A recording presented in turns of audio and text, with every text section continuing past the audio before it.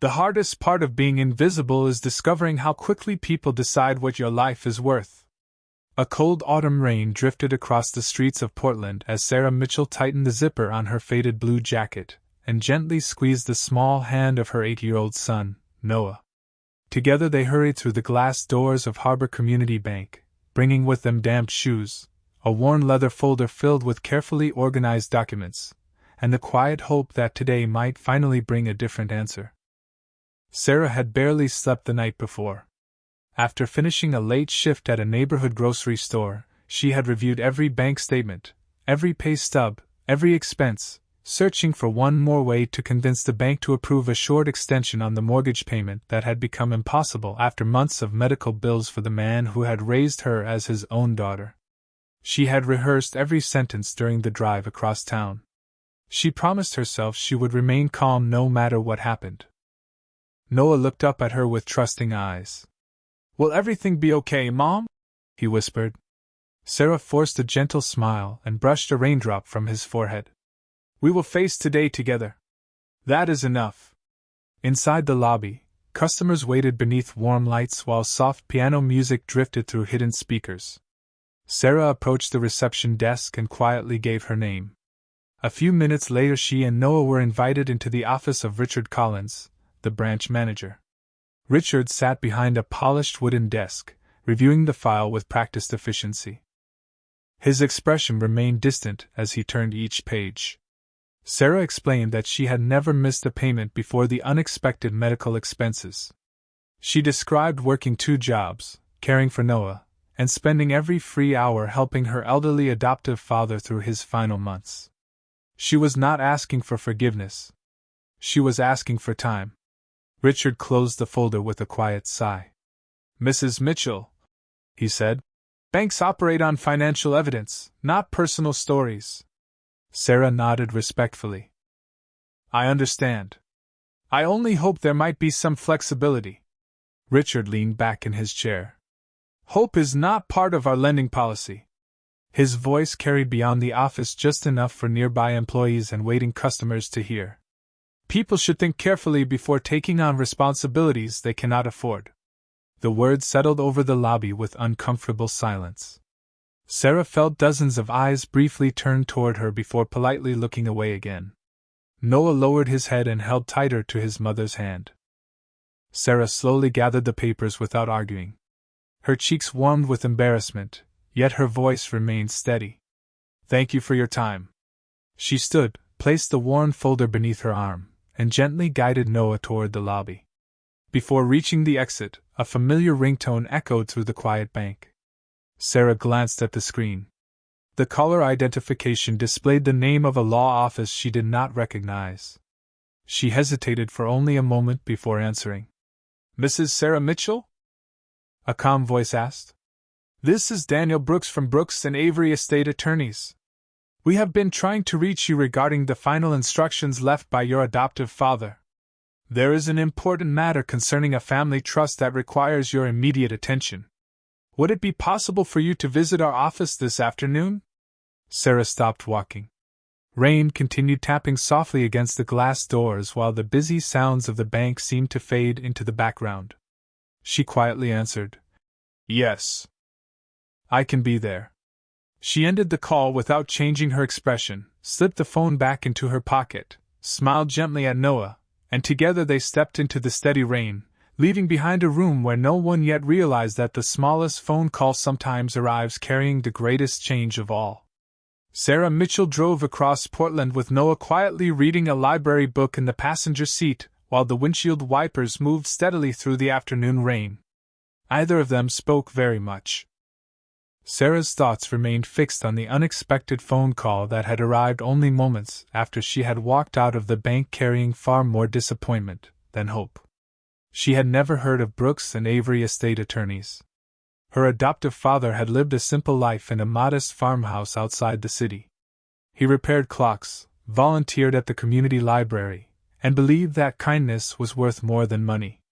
Nothing about his life suggested hidden wealth or complicated legal matters. Yet the calm voice on the telephone had carried a certainty impossible to ignore. When Sarah and Noah arrived at the downtown law office, They were greeted by a receptionist who welcomed them with quiet respect before leading them into a bright conference room overlooking the river. Fresh coffee sat on the table beside neatly organized folders, but Sarah reached only for a glass of water as Noah quietly admired the boats moving across the gray water outside the window. A few moments later, attorney Daniel Brooks entered carrying a leather portfolio. He offered Sarah a warm handshake before taking his seat across from her. "Mrs. Mitchell," he began gently, "first allow me to express my condolences for the loss of your adoptive father. He spoke about you often during the years we worked together." Sarah looked surprised. "I did not know he had an attorney." Daniel smiled softly. "He preferred to keep financial matters private. He believed people should be judged by the lives they live rather than the accounts they hold." Sarah lowered her eyes, remembering the painful conversation inside the bank only an hour earlier. Daniel carefully opened the portfolio and removed several official documents. "Nearly 15 years ago, your father established an irrevocable family trust. He instructed us to reveal its existence only after his passing and only after confirming that every condition had been fulfilled." Sarah frowned slightly. "Conditions?" Daniel nodded. "He wanted to know that you continued living according to the values he spent a lifetime teaching. He asked us to verify that you cared for him during his illness by choice rather than obligation, that you continued supporting your son with honesty and hard work, and that you never attempted to pressure him about his finances." Sarah felt tears gathering as she quietly whispered, "I never expected anything from him. He was my family." Daniel gently slid a document across the table. "He knew that. Which is exactly why he trusted you with everything." Sarah slowly looked down at the official papers describing a carefully managed trust that included investment accounts, the farmhouse, and several long-term assets that had steadily grown over many years. The amount was far beyond anything she had ever imagined, enough to remove every financial burden from her life while providing security for Noah's future. She remained silent for several long moments before asking the only question that truly mattered. "Why did he never tell me?" Daniel smiled with quiet understanding. "Because he wanted you to know that love was never connected to inheritance. He wanted every day you spent beside him to come from your heart instead of expectation." Sarah gently closed the folder and looked toward Noah, who smiled without understanding the numbers written across the pages. She reached for his hand and held it gently, realizing that the greatest gift her father had left behind was not the trust itself but the lifelong lesson that true wealth always begins with the character we choose long before anyone discovers what we possess. The following morning arrived with clear skies for the first time in nearly a week, yet Sarah Mitchell followed the same routine she had lived for years. She woke before sunrise, prepared oatmeal for Noah, packed his school lunch, and folded his favorite blue sweater into his backpack because the weather forecasts promised a cool afternoon. Nothing about her morning suggested that her financial future had changed forever. She still washed the breakfast dishes by hand, still checked the grocery coupons pinned to the refrigerator, and still reminded Noah to be kind to everyone he met at school. As they drove through the quiet streets of Portland, Noah looked at his mother with innocent curiosity. "Does this mean everything is different now?" he asked softly. Sarah smiled while stopping at a red light. "Some things will become easier," she answered. "But the most important things should never change." Noah nodded thoughtfully before stepping out at school with a hug that lingered a little longer than usual. After dropping him off, Sarah drove directly to the neighborhood grocery store where she had worked for almost 6 years. She could have resigned immediately, yet she walked through the employee entrance with the same warm smile that greeted every coworker each morning. Her manager noticed she seemed unusually peaceful. "Good news?" he asked. Sarah simply replied, "Life surprised me yesterday." Then she picked up her name badge and began stocking shelves exactly as she had the day before. Throughout the afternoon she helped elderly customers carry groceries, patiently answered questions from young parents, and smiled at children choosing their favorite cereal. No one would have guessed that the woman arranging Kent's soup on aisle 7 now possessed enough financial security to leave at any moment. Across town, Richard Collins sat inside his office reviewing the previous day's loan reports. Sarah's application rested near the corner of his desk. Something about their brief conversation continued returning to his thoughts. He remembered her calm voice, the respectful ways she had accepted his decision, and the little boy who had quietly held her hand without complaining. Richard told himself he had simply followed bank policy, yet the memory refused to disappear. Mid-morning, the branch received an official communication from Brooks and Avery estate attorneys requesting verification procedures for the transfer of several trust accounts into Harbor Community Bank. Richard glanced casually at the paperwork until one familiar name immediately captured his attention. Sarah Mitchell. He looked again to make certain he had not misunderstood. The documentation described a long-established family trust containing substantial investments, property holdings, and financial assets that required institutional confirmation before distribution. Richard slowly lowered the papers onto his desk.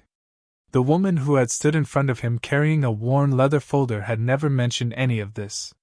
She had never argued. She had never attempted to impress him with information she did not yet possess. She had simply asked for a little more time. Richard stared quietly through the office window as customers entered and left the bank throughout the afternoon. For the first time in many years, he questioned not the lending decision itself, but the manner in which he had delivered it. Policies could explain business choices. They could never excuse the absence of compassion. Meanwhile, Sarah finished her shift, collected Noah from school, and stopped at a small park where they shared sandwiches beneath tall maple trees glowing with autumn colors. Noah laughed while chasing fallen leaves across the grass, and Sarah watched him with peaceful gratitude. She knew their future had changed forever, yet she also understood that the greatest inheritance her father had left behind was not measured in dollars.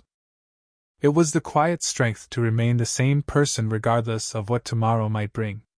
The next 2 days passed quietly, yet inside Harbor Community Bank an unusual sense of uneasiness settled over Richard Collins. Every official confirmation requested by Brooks and Avery estate attorneys arrived exactly as expected. The trust documents were authentic. The investment accounts had existed for years. Property records, financial statements, and legal certifications all matched perfectly. There had never been a mistake.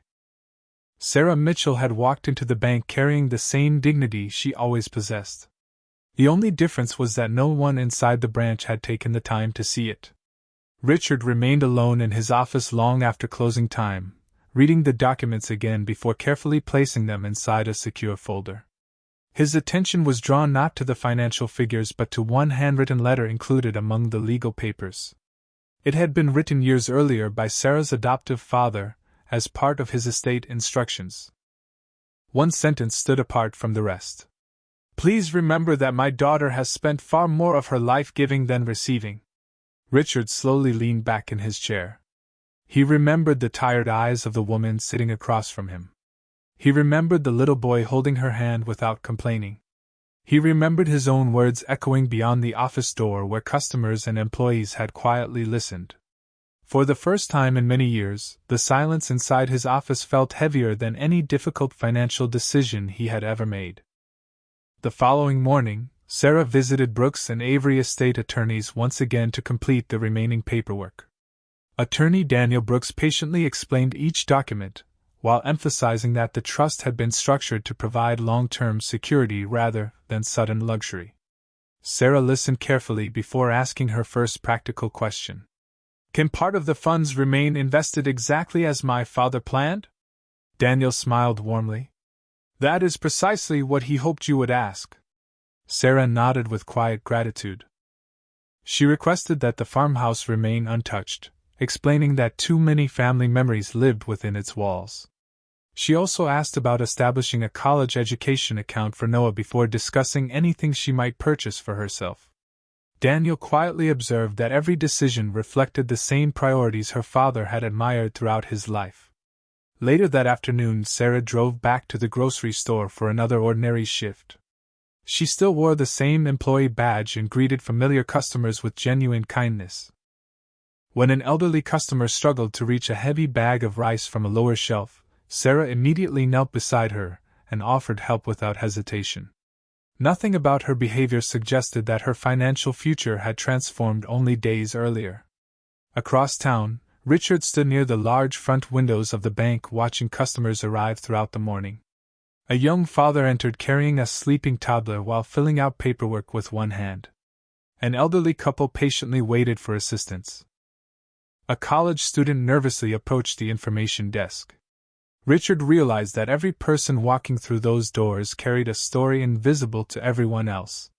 Numbers filled financial reports, but they never revealed sacrifice, sleepless nights, family loyalty, or quiet acts of love. Before leaving his office that evening, Richard picked up the telephone, paused for several thoughtful seconds, and asked his assistant to locate Sarah Mitchell's contact information. He was no longer calling because of the trust. He was calling because there were words that should have been spoken before any balance sheet had ever entered the conversation. The telephone call reached Sarah Mitchell just as she was helping Noah finish his homework at the small kitchen table. Evening sunlight filtered through the curtains while the familiar scent of homemade vegetable soup filled the house. She glanced at the unknown number before answering with her usual calm voice. "Mrs. Mitchell," Richard Collins said quietly. "This is Richard Collins from Harbor Community Bank. I hope I am not interrupting your evening." Sarah recognized his voice immediately, yet there was something different about it. The certainty that had once sounded distant had been replaced by quiet humility. "No," she answered politely. "How can I help you?" Richard paused for a brief moment before continuing. "I would like to ask whether you would be willing to visit the bank tomorrow morning. There are a few matters I would like to discuss with you personally." Sarah looked toward Noah, who was carefully coloring a school project at the other end of the table. "I can come after I drop my son off at school," she replied. "Thank you," Richard quietly added. "Mrs. Mitchell, I appreciate your willingness to return." The call ended without another word. The following morning Sarah arrived at Harbor Community Bank wearing the same modest blue jacket she had worn only days before. Nothing about her appearance suggested that her financial future had changed. She still carried the familiar leather folder beneath her arm and greeted the receptionist with the same warm smile.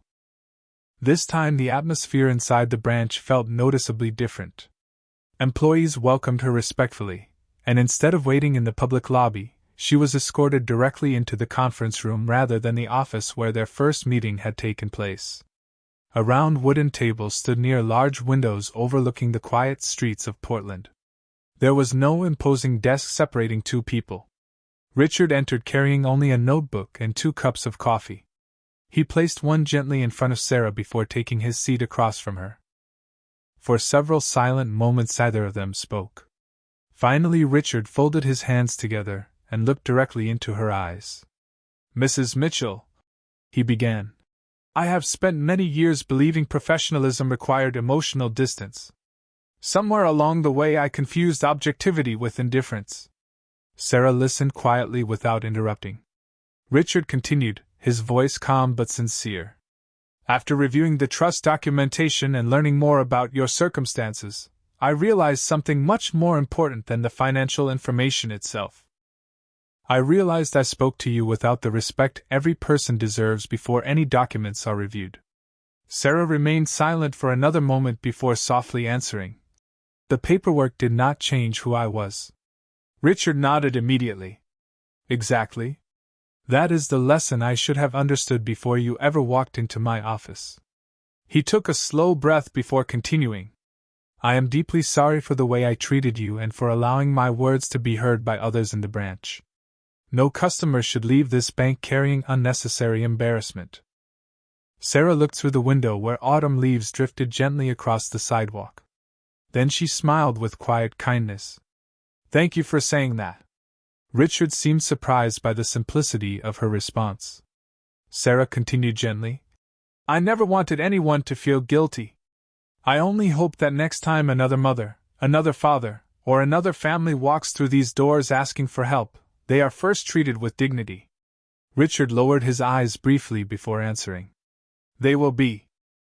The promise carried no dramatic emotion, only the quiet conviction of a man who had finally recognized that the greatest change required inside the bank was not found in its policies, but in the hearts of the people responsible for carrying them out. The conversation inside the conference room quietly came to an end, but neither Sarah Mitchell nor Richard Collins walked away unchanged. As Sarah stepped outside Harbor Community Bank, the crisp autumn air felt lighter than it had only a few days earlier. She had not returned seeking recognition, revenge, or validation. She had simply accepted an invitation, spoken honestly, and left knowing that dignity had accomplished what anger never could. She picked Noah up from school that afternoon, and together they drove to the old farmhouse that had belonged to her adoptive father. The familiar white fence still leaned slightly toward the gravel road, and golden leaves drifted gently across the front porch where he had spent countless evenings repairing antique clocks. Sarah unlocked the front door and allowed Noah to wander through the quiet rooms while she carefully opened the curtains, letting warm sunlight fill a home that had always valued love above possessions.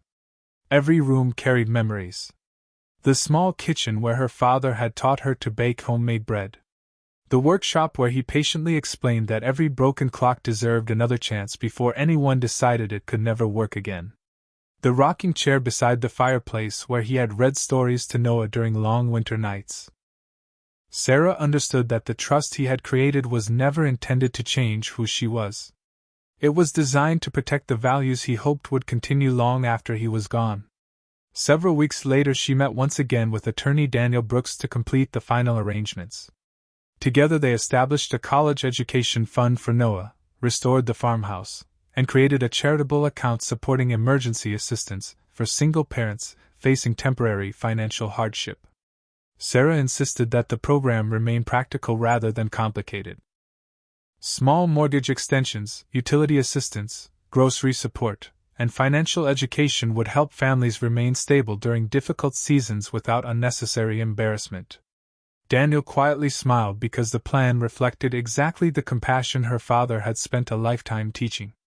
Across town, Richard began making changes inside Harbor Community Bank that many employees noticed almost immediately. Staff meetings no longer focused only on numbers and approval rates. They now included conversations about empathy, respectful communication, and understanding that every customer arrived carrying circumstances invisible to everyone else. New employees received additional training reminding them that financial policies should always be delivered with kindness, regardless of the final decision. Richard personally greeted customers waiting in the lobby whenever his schedule allowed, discovering that simple conversations often revealed courage hidden beneath ordinary appearances. One afternoon he noticed a young couple entering the branch carrying a sleeping baby in a stroller, and a folder of carefully organized paperwork remarkably similar to the one Sarah had once carried.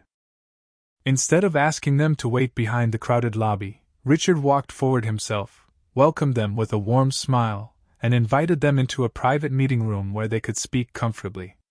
No employee questioned the decision because the atmosphere inside the bank had gradually become different. Respect no longer depended upon account balances. It had become part of the institution itself.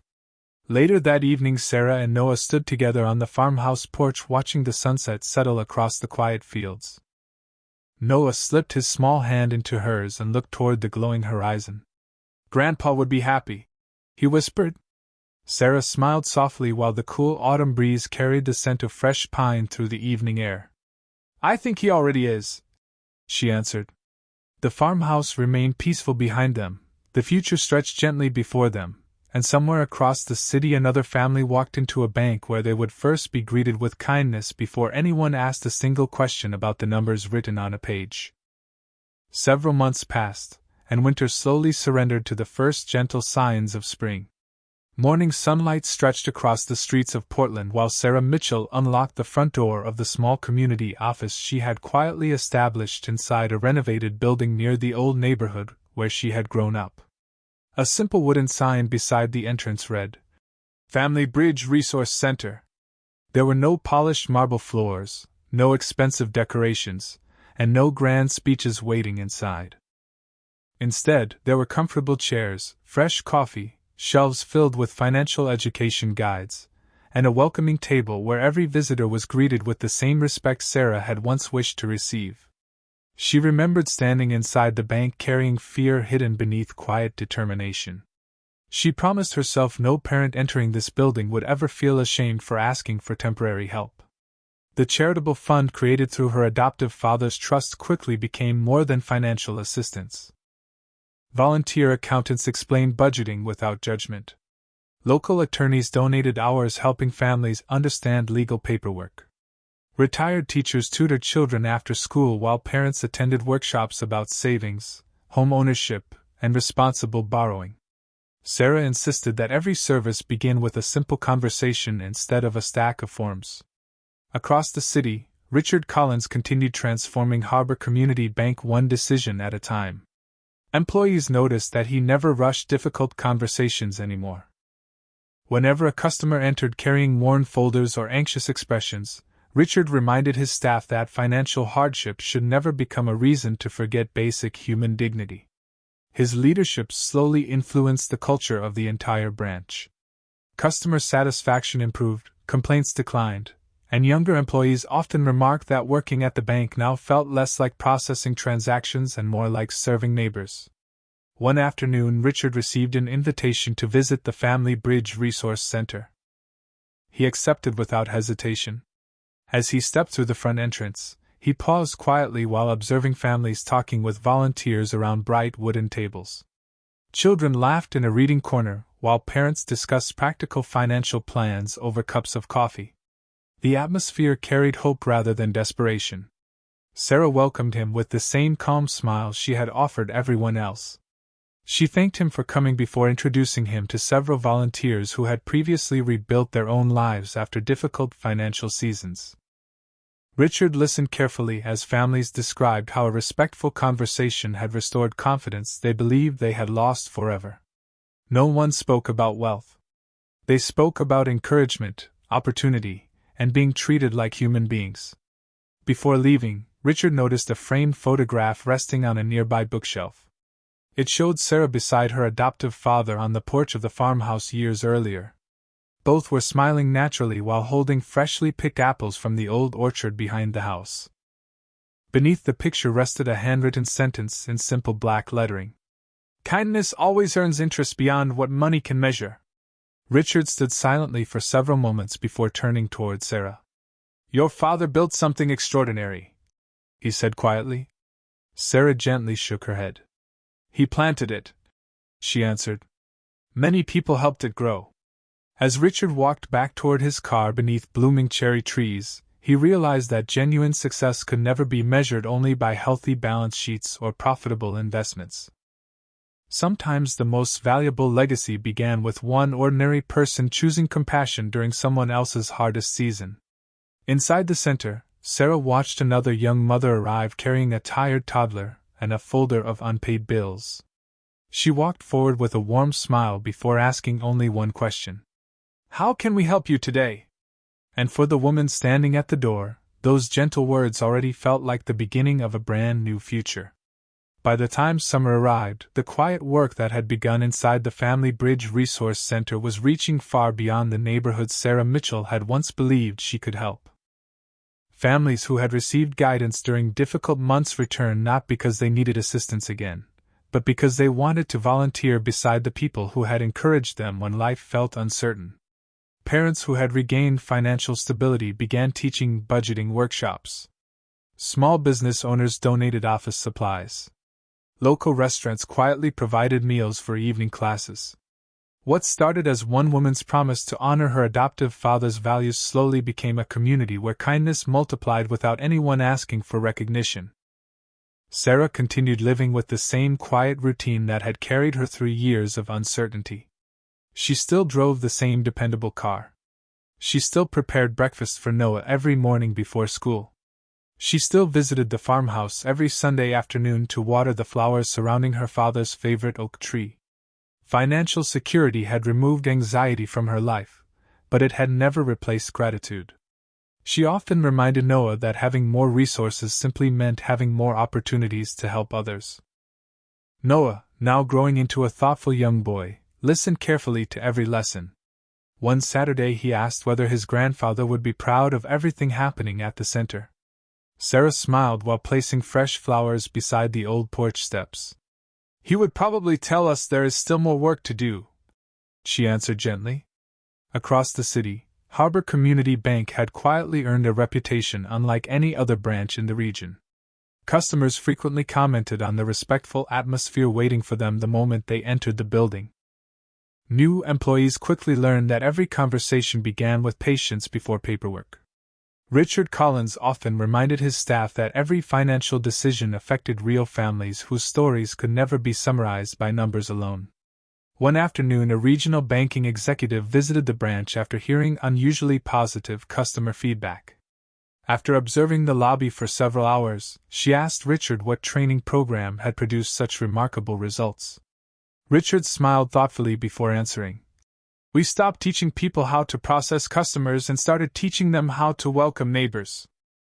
Months later, the Family Bridge Resource Center organized its first community financial wellness fair inside a local civic center. Hundreds of families attended workshops about home ownership, responsible saving, educational planning, and small business development. Harbor Community Bank participated as one of several community partners. Richard personally volunteered at an information table instead of standing apart as a guest of honor. Throughout the day, he answered questions, encouraged young couples preparing to buy their first homes, and patiently explained financial options to grandparents raising grandchildren. Sarah occasionally noticed him helping visitors with the same calm respect he had once struggled to demonstrate. Their eyes met several times across the crowded room, and each quiet smile acknowledged how much both of them had changed.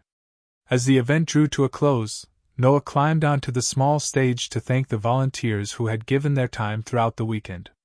Looking across the audience, he spoke with simple honesty that reflected everything his mother and grandfather had taught him. Sometimes people think help begins with money, he said. But I think it begins when someone decides to listen. The room filled with gentle applause, yet Sarah remained still for a moment, remembering the lonely afternoon when she had walked into a bank believing she had reached the end of hope. Looking around the crowded hall filled with families encouraging one another, she quietly realized that one painful moment had eventually become the beginning of countless brighter futures. Several years passed so quietly that the extraordinary events which had once changed Sarah Mitchell's life gradually became simple memories woven into ordinary days. The Family Bridge Resource Center had become a trusted place where people arrived carrying uncertainty and left carrying confidence. Some families came seeking temporary financial guidance. Others arrived needing nothing more than someone willing to listen without judgment. Sarah welcomed every visitor with the same calm smile because she never forgot how much difference a single respectful conversation could make. Noah had grown into a thoughtful young man preparing for college, and although every opportunity now stood open before him, he remained humble. On many afternoons he volunteered beside his mother, helping children with homework while their parents attended financial planning workshops. He often repeated the lessons his grandfather had taught him years before. A person's greatest strength is revealed by the way they treat someone who cannot offer anything in return. Sarah would quietly smile each time she heard those words because she knew the legacy of one gentle man continued living through another generation. Harbor Community Bank also carried a different spirit than it once had. Customers still completed applications, reviewed loan documents, and discussed financial plans, but the atmosphere had changed in ways impossible to measure on quarterly reports. Employees greeted visitors by name whenever possible. Private meeting rooms were offered before difficult conversations began. Every decision remained guided by responsible banking standards, yet every explanation now reflected patience and dignity. Richard Collins often walked through the lobby before opening hours, reminding new employees that every person entering the building carried responsibilities, hopes, disappointments, and dreams invisible to everyone else. One crisp autumn morning, almost exactly 5 years after Sarah had first walked through those same doors holding Noah's hand, a young single mother entered the branch carrying a sleeping little girl against her shoulder and a worn folder filled with carefully organized papers. She hesitated near the entrance, clearly unsure whether she belonged there. Richard noticed her immediately. Without waiting for her to approach the reception desk, he walked forward with a warm smile and gently said, "Welcome. Let us find a quiet place where we can talk." The young mother looked relieved before following him into a comfortable meeting room. No curious eyes watched her. No careless words echoed across the lobby. She was simply treated with respect from the very beginning. That same afternoon, Sarah visited the bank to finalize a scholarship partnership between the Family Bridge Resource Center and Harbor Community Bank. As she entered the lobby, she noticed Richard walking beside the young mother and her daughter toward the exit. Both were smiling with visible relief. Richard briefly looked toward Sarah, and without speaking, both understood the meaning of that quiet moment. Nothing needed to be explained. The greatest apology had long since become consistent action. Sarah stepped outside into the cool afternoon air where golden leaves drifted gently across the sidewalk, reminding her of the rainy day when everything had first begun. She realized that the unexpected telephone call had changed more than her future. It had changed countless futures she would never fully know. Sometimes life transforms through remarkable opportunities. Sometimes it transforms through unexpected forgiveness. But the most enduring change begins the moment one person chooses compassion before judgment. And perhaps the richest inheritance anyone can ever receive is not the money left behind, but the kindness passed forward from one heart to another, continuing long after every account has been closed.